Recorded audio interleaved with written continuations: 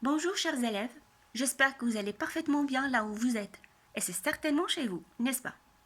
Alors aujourd'hui, on va traiter un nouveau chapitre du dernier jour d'un condamné, celui du chapitre 13. Je vous ai choisi, puisque le chapitre est très long, je vous ai choisi quelques paragraphes ou un support de ce chapitre. Alors je vais le lire. Suivez avec moi s'il vous plaît. À mesure qu'ils arrivaient, on les poussait entre deux haies de garde-chiourme, dont la petite cour grillée, où la visite des médecins les attendait. Alors là, on parle des gardes-chiourme, ça veut dire les gardes qui vont garder les forçats ou plutôt les chaînes des forçats dans la cour. Pourquoi ils sont venus? Parce qu'aujourd'hui, ou ce jour-là, c'était réservé pour le départ à Toulon. Les médecins attendaient. Les médecins attendaient qui? Les médecins attendaient les forçats pour faire une visite médicale, un diagnostic médical, pour savoir s'ils sont aptes à aller au bagne ou pas. C'est là que tous tentaient un dernier effort pour éviter le voyage, alléguant quelques excuses de santé. Les yeux malades, la jambe boiteuse, la main mutilée. Mais presque toujours, on les trouvait bons pour le bagne. Et alors chacun se résignait avec insouciance, oubliant en peu de minutes sa prétendue infirmité de toute la vie.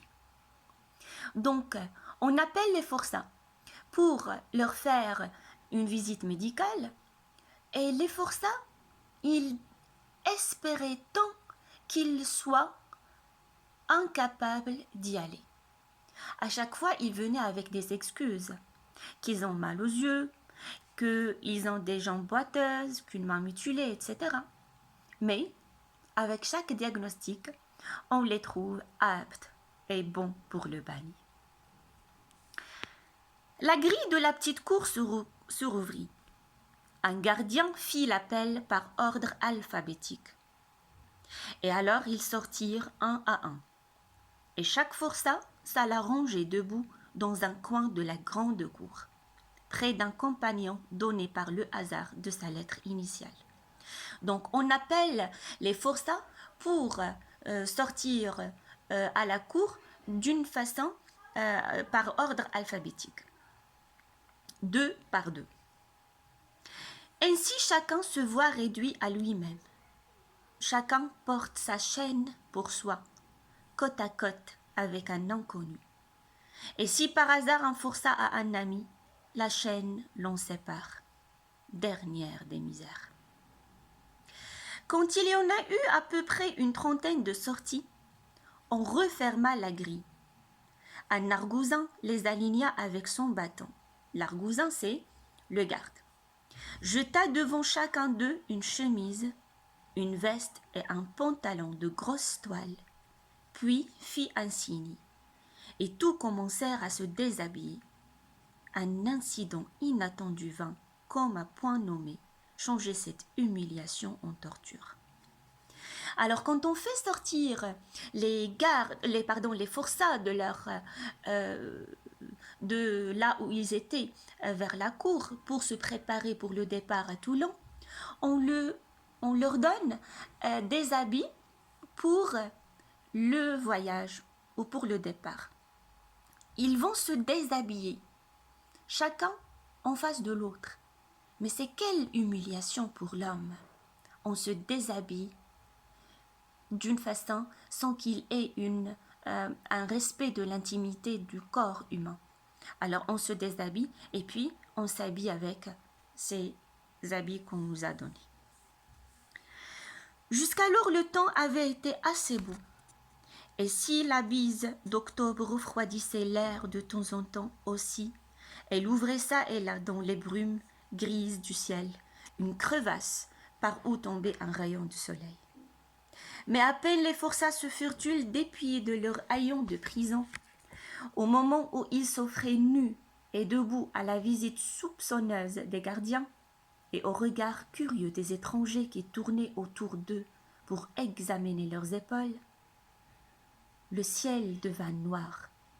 Une froide averse d'automne éclata brusquement, et se déchargea à torrent dans la cour carrée, sur les têtes découvertes, sur les membres nus des galériens, sur leurs misérables saillants étalés sur le pavé. Alors, et par hasard, quand les galériens, alors ce que j'entends par les galériens, ce sont les forçats. Alors quand les galériens étaient en train de se déshabiller, et se déshabiller l'un en face de l'autre, c'est une sorte d'humiliation. Le ciel pleuvait, mais d'une façon torrentielle. Alors, voilà le passage dont on va étudier aujourd'hui. Je passe à l'identification du texte. Alors, tout d'abord, le genre de ce livre, c'est un roman à thèse, sous forme d'un journal intime. Alors, on va faire un tout petit rappel. Qu'est-ce que c'est qu'un roman à thèse? Déjà, c'est un roman plus à thèse. Donc, le roman, c'est un genre littéraire basé sur une histoire fictive et longue. Et la thèse, c'est une idée, c'est un libellé, c'est un sujet qu'on va défendre, qu'on va exposer.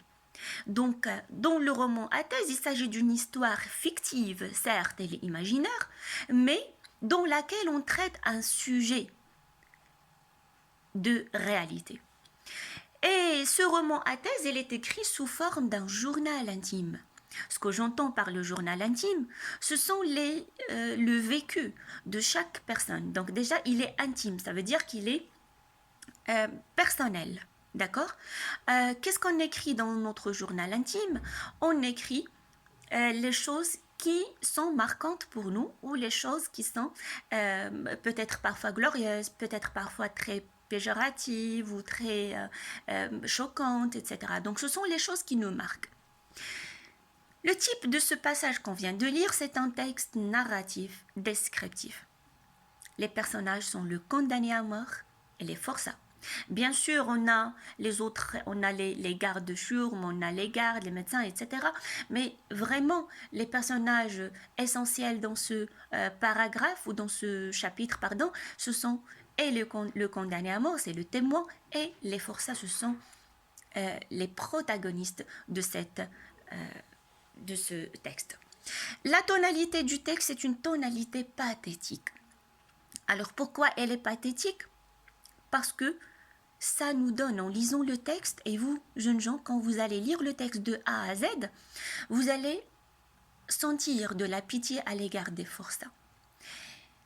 Le lieu, c'est à Bicêtre, et le temps, c'est à midi. On passe maintenant à la situation de passage. Alors ce passage se situe après la description de la cellule où se trouve le condamné à mort. Alors notre condamné à mort, avant ce passage, il se trouvait dans sa cellule. Et qu'est-ce qu'il a fait dans la cellule? Il a fait la description. Mais surtout ce qu'il a... Bon, il n'a pas fait une description, je dis, des couleurs, de la hauteur, de l'attitude, etc. Mais il a fait plutôt une description de ce qui a été tracé sur les murs de la cellule. Donc les empreintes et les traces que les hôtes de la cellule avant lui ont laissées. Il a été pris par la peur. Donc ce que j'entends par les hôtes de la cellule avant lui, c'était les précédents condamnés à mort qui ont passé par la même cellule. Il s'agit de Dautin. Alors Dautin, c'est celui qui a coupé son frère en quartier. Et puis, c'est Jean Martin. Jean Martin, c'est celui qui a tiré un coup de pistolet à son père au moment où le vieillard ouvrait une fenêtre. C'est Castaing, c'est un médecin qui a empoisonné son ami. Et le fameux Papavoine, c'est l'horrible fou qui tuait les enfants à coups de couteau sur la tête. Dans ce passage qu'on a, le protagoniste, il assiste au spectacle du ferrage des forçats avant d'aller à Toulon. Alors on passe à l'analyse du passage. Dans ce passage, il y a tout d'abord les préparatifs pour le départ des forçats pour Toulon. Alors avant qu'ils aillent à Toulon, on les prépare. Donc le narrateur raconte qu'un jour, la prison a été très agitée par le départ des forçats pour Toulon. Alors comment lui, il a découvert ce spectacle de départ? C'est lorsqu'il était dans sa cellule, il entendait des voix, il entendait un bruit. Donc il croyait qu'il s'agit d'une fête dans la prison. Et puis il a demandé au geôlier d'aller avec respect. Bon, il voulait vraiment savoir ce qui s'est passé au sein de la prison. Donc le geôlier lui a emmené à une autre cellule. À travers sa fenêtre grillée, il pouvait assister à ce spectacle. Donc mis dans une autre cellule pour pouvoir poursuivre ce spectacle à travers une fenêtre grillée, il nous décrit la scène. Donc voilà qu'est-ce qu'il voyait. Le spectacle du départ commence à midi, avec l'entrée d'une charrette transportant les chaînes servant à attacher les forçats. C'est ce qu'on appelle c'est la charrette transportant les chaînes, les garde-chiourmes et les habits qu'ils vont porter pour le départ. Ensuite, les argousins, qui sont les geôliers, étendent ces chaînes dans un coin de la cour. Quand ce travail est fini, l'inspecteur donne l'ordre au directeur de la prison pour laisser entrer les forçats dans une petite cour où ils sont acclamés par les prisonniers qui sont des spectateurs. Puis, on les présente à l'appel pour une visite médicale. Alors de là, ça commence le spectacle d'humiliation. Au moment où les forçats se préparent pour mettre les habits du voyage à Toulon, et on vient de dire que les forçats, ils se mettaient nus l'un devant l'autre et devant les autres prisonniers spectateurs de leur cellule et leur voix, etc. et le regard qui scannait leur corps et leur faiblesse d'ailleurs. Donc c'est une scène d'humiliation. Alors, plus de ça, il y avait une pluie torrentielle qui commençait à tomber. Accablés de froid dans leur nudité, les forçats chantent leur malheur.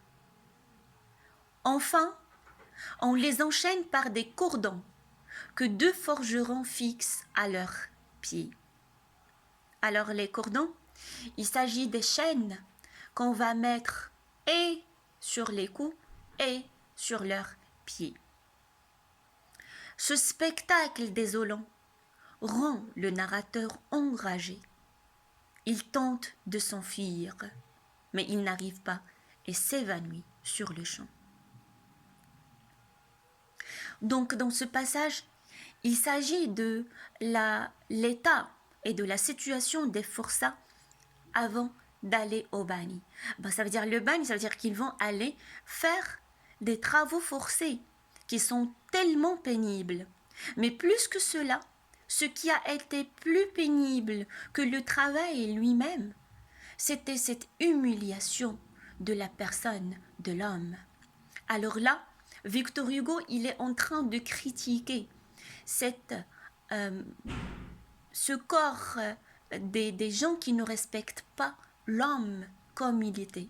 Ils ne respectent ni son intimité, ils ne respectent ni son moral, ils ne respectent ni ses sentiments. Parce que comment quelqu'un, il va faire quelque chose qu'il n'aime pas. D'ailleurs, il va faire des travaux pénibles. Il se peut qu'il n'a même pas la possibilité de les faire, exact, ou bien il n'avait même pas la santé pour les faire. Et malgré cela, on les déshabille et on les enchaîne, on les traite mal. Et sous la pluie que ça soit, ou sous le soleil chaud, Donc, peu importe les conditions, l'homme ou le forçat ou le prisonnier en général, il se traite comme étant, je ne peux même pas dire comme un animal, parce que même les animaux, ils peuvent parfois avoir une sorte de traitement propice pour eux. Mais c'est vraiment une humiliation sans borne. Donc, pour la synthèse, c'est à vous de la rédiger. J'attends vos réponses pour la corriger et puis on va la faire ensemble. Alors, mes chers élèves, j'espère que cela vous a été utile. On se verra la séance prochaine. Au revoir.